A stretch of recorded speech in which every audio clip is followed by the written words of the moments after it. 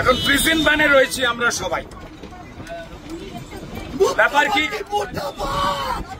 দুর্গাপুরে যে অমানবিক ঘটনা ঘটেছে ছাত্রীটির সঙ্গে, সেই বিষয়ে মুখ্যমন্ত্রী যে বলেছিলেন মেয়েদের রাত্রিবেলা বেরোনো উচিত নয় এবং দুর্গাপুরের ওই ছাত্রীটির ব্যাপারে মিথ্যে কথা বলেছিলেন স্বয়ং মুখ্যমন্ত্রী, যে 12টার পর নাকি মেয়েটি বেরিয়েছিল। আসলে কলেজ থেকে মেয়েটি বেরিয়েছিল খাবার খেতে তার বন্ধুর সঙ্গে 8টার সময়তে। যে প্রশাসন নিরাপত্তা দিতে পারে না, দায় ছেড়ে দেয়, যে মুখ্যমন্ত্রী মিথ্যে কথা বলেন বারবার, তার বিরুদ্ধে প্রতিবাদ চতুর্দিকে করছে ভারতীয় জনতা পার্টির কার্যকর্তারা। ঠিক তেমনই আমরা শান্তিপূর্ণ প্রতিবাদ করছিলাম ভবানীপুর চত্বরে, ভবানীপুর অঞ্চলে। এবং তাই মমতা বন্দ্যোপাধ্যায়ের দলদাস পুলিশের খুব গায়ে লেগেছে যে তার মালকিন, যিনি ক্রিমিনালদের পক্ষেই বারবার জানান দিয়েছেন, তার বিরুদ্ধে, তার মিথ্যাচারের বিরুদ্ধে কোনো কথা বলা যাবে না। তিনি এর আগেও আর্জি করেন যে পরিকল্পিত ষড়যন্ত্রে আমাদের অভয় বা তিলোত্তমা বোন মারা গিয়েছিল, সেই সময়তেও তিনি বলেছিলেন যে মহিলাদের রাত্রিবেলা কাজে বেরোতে হবে না। নিশ্চয়ই সবার মনে আছে। অর্থাৎ এই রাজ্যে যে নারী নিরাপত্তা নেই, মানুষের গণতান্ত্রিক অধিকার নেই, তা কার্যত মুখ্যমন্ত্রী স্পষ্ট করে দিয়েছেন এবং নিজের অপদার্থতা প্রমাণ করেছেন। এই অপদার্থ মুখ্যমন্ত্রীর পদত্যাগ বারবার সবাই চাচ্ছেন। আপনারা দেখেছেন যে দুর্গাপুজোর আগে 11 জনের মৃত্যু জানবার পরও তিনি নাচ করেছেন ডান্ডিয়া, এবং উত্তরবঙ্গের বিপাকে পড়ে যে দুর্যোগ ঘটেছে সেখানে 26 জন মারা যাবার খবর জানবার পরেও মুখ্যমন্ত্রী তিনি কার্নিভালে নৃত্য করেছেন। কি মৃত্যু নৃত্য, এটা কোথায় হতে পারে? নাচ খারাপ নয়, কিন্তু আমার পরিবার, আমার পরিবার, আমার আত্মীয়রা যদি মারা যায় তখন আমি নাচব?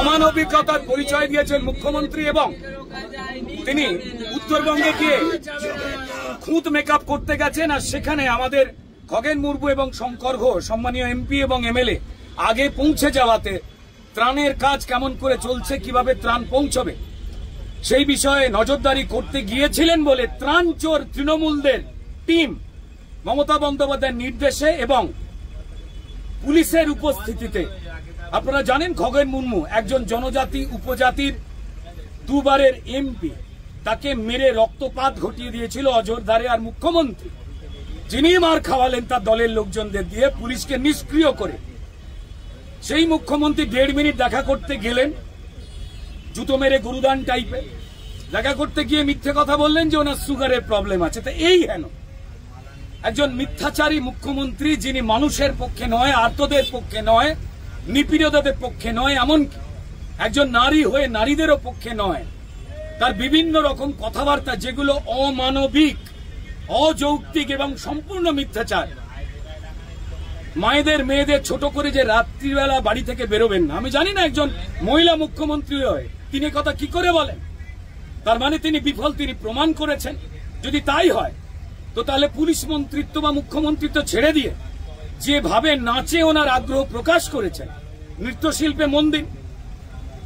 আমরা তার অপদার্থতা নিয়ে, তার জঙ্গল রাজ নিয়ে, ক্রিমিনালদের পোষণ করা নিয়ে, এবং যে শেখ বাবুরা, যে 3 জন শেখ বাবু ধরা পড়েছেন দুর্গাপুরে, তারপরেও আরো কিছু লোক মিসিং, তার বিরুদ্ধে যখন প্রতিবাদ জানাচ্ছি, যেটা ভারতীয় গণতন্ত্রের কাজ, বিরোধীদের কাজ, তখন আমাদের কার্যকর্তাদের মারধর করে অদ্ভুতভাবে এই প্রিজন ভ্যানে তোলা হলো। এই রাজ্যের চোর জোচ্চোরকে মমতা বন্দ্যোপাধ্যায় জেলে পড়েন না, কারণ তারা তাদের ভোট চুরিতে সাহায্য করে।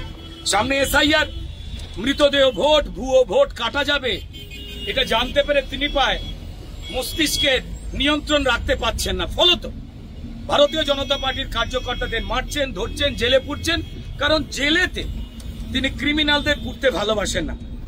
পশ্চিমবঙ্গে যারা মানুষ রয়েছেন, এই ভিডিও দেখছেন, তিনি জাতে, ধর্মে, পেশায় যাতেই বিশ্বাস করুন না কেন, আপনার মেয়ে, আমার বাড়ির মায়েরা, বোনেরা, তাদের প্রত্যেকেরই নিরাপত্তাই মমতা বন্দ্যোপাধ্যায়ের রাজত্বে শূন্য, মানুষের গণতান্ত্রিক অধিকার শূন্য।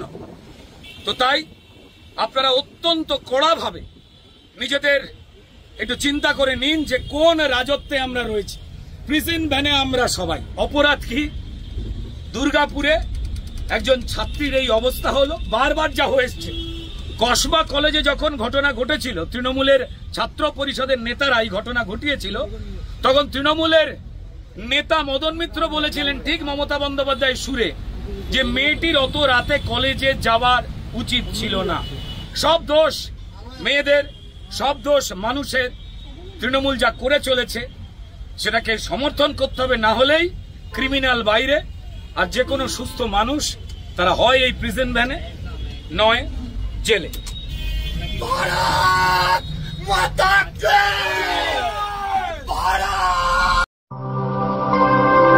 বাংলার সঠিক খবর সঠিক সময় জানতে ফলো রাখুন RN TV বাংলা।